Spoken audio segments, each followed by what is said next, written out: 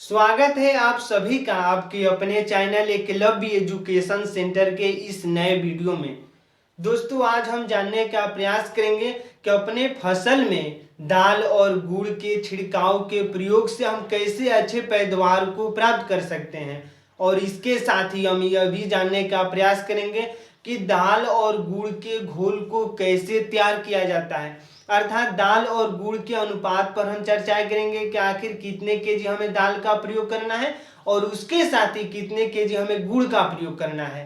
अर्थात इन पर यानी दाल और गुड़ के अनुपात पर हम बातें करेंगे और इसके साथ यह भी जानने का प्रयास करेंगे कि दाल और गुड़ के घोल को हम कौन कौन से फसल पर छिड़काव कर सकते हैं। अर्थात किसी भी फसल पर अगर दाल और गुड़ के घोल का छिड़काव करते हैं तो निश्चित तौर पर हमें लाभ प्राप्त नहीं हो सकता है। तो इस तरह से हमें फसल का भी चुनाव करना है कि आखिर कौन कौन से ऐसे फसल है जिन पर अगर हम दाल और गुड़ के छिड़काव करते हैं तो निश्चित तौर पर हमें लाभ प्राप्त हो सकता है, यानी पैदावार में बढ़ोतरी देखने को मिल सकती है। तो चलिए इस बेहद ही महत्वपूर्ण वीडियो की हम शुरुआत करते हैं।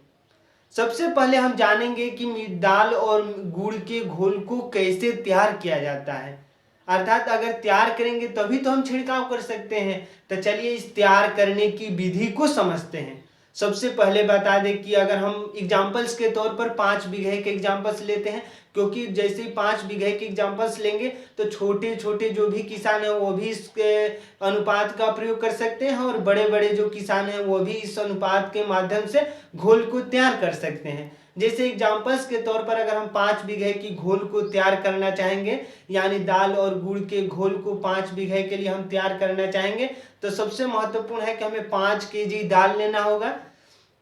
और इसके साथ ही यानी 5 केजी दाल लेना है और इसको लगभग 24 घंटों तक भिगो देना है, यानी पूरी तरह से फूल जाएगा जब दाल, तो उसके 24 घंटे बाद हम उस दाल को पीस लेंगे और पीसने के बाद उसमें यानी 24 घंटे के बाद उसको हम दाल को पीस लेंगे और पीसने के बाद प्रति केजी यानी 1 केजी पर 250 ग्राम यानी 250 ग्राम गुड़ का प्रयोग करेंगे। जैसे अगर हम 5 केजी दाल का प्रयोग लेते हैं, यानी अगर 5 केजी दाल की बातें करते हैं तो उसमें लगभग 1 किलो 250 ग्राम गुड़ का प्रयोग कर सकते हैं, क्योंकि जैसे ही ये 5 केजी दाल है और 1 किलो 250 ग्राम गुड़ का प्रयोग करते हैं और उसको लगभग 3 दिनों तक यानी दाल के जो पीस कर यानी दाल को फुला देंगे, उसको 24 घंटे बाद पीस देंगे और पीसने के बाद यानी 1 केजी में 250 ग्राम मीठे के अनुपात से हम उसको मिला देंगे, यानी पीसे हुए दाल को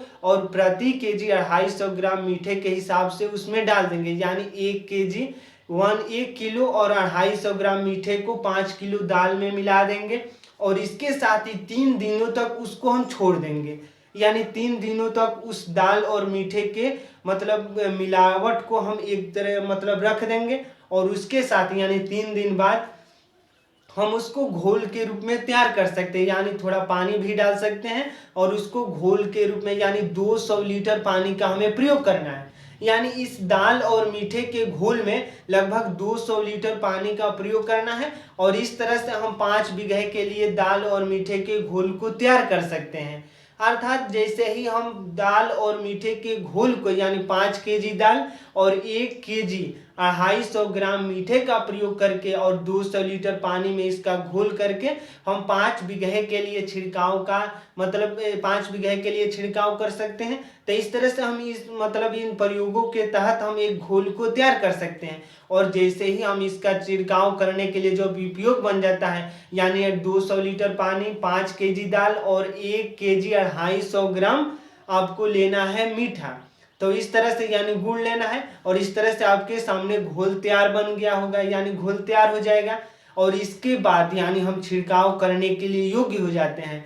यानी जैसे ही वह घोल तैयार हो जाता है तो हम निश्चित तौर पर छिड़काव कर सकते हैं। तो चलिए अब आगे समझते हैं कि आखिर कौन कौन से ऐसे फसल हैं जिन पर हम दाल और गुड़ के घोल का छिड़काव कर सकते हैं। जैसे एग्जाम्पल्स के तौर पर हम ले सकते हैं कि चना, सरसों पर भी छिड़काव कर सकते हैं और इसके साथ ही हम गेहूं और धान पर भी छिड़काव कर सकते हैं और जैसे ही इन फसलों पर अगर हम छिड़काव करते हैं यानी दाल और गुड़ के घोल को, तो निश्चित तौर पर जो इनमें जो बाल होते हैं यानी जो इनके फल होते हैं उनमें मजबूती देखने को मिल सकते हैं, यानी इनके पोषक तत्वों को मात्रा में यानी भरपूर मात्रा में देने का काम करता है यह दाल और गुड़ का घोल। और इसके साथ ही मिट्टी में भी यह उर्वरक क्षमता को बढ़ाता है, यानी मिट्टी को भी पोषक तत्व प्रदान करने में सफल है यह दाल और गुड़ का घोल। तो इस तरह से हम चना, सरसों, गेहूं और धान के फसलों पर दाल और गुड़ के छिड़काव कर सकते हैं। और इसके साथ ही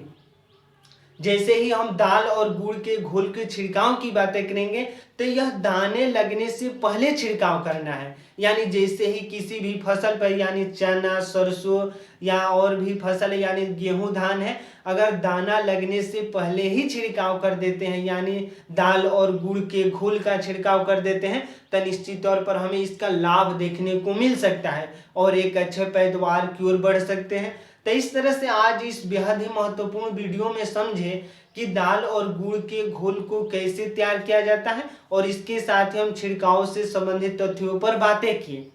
तो आज के इस बेहद ही महत्वपूर्ण वीडियो में बस इतना ही। अगर आप हमारे चैनल के साथ नए जुड़े हैं और वीडियो अच्छा लग रहा है, कुछ सीख पा रहे हैं इस वीडियो के माध्यम से, तो हमारे चैनल को कर दीजिए सब्सक्राइब, ताकि हमारे द्वारा अपलोड किया गया हर वीडियो आपके पास सबसे पहले पहुंच जाए। तो हमें दीजिए इजाजत। धन्यवाद। Thank you.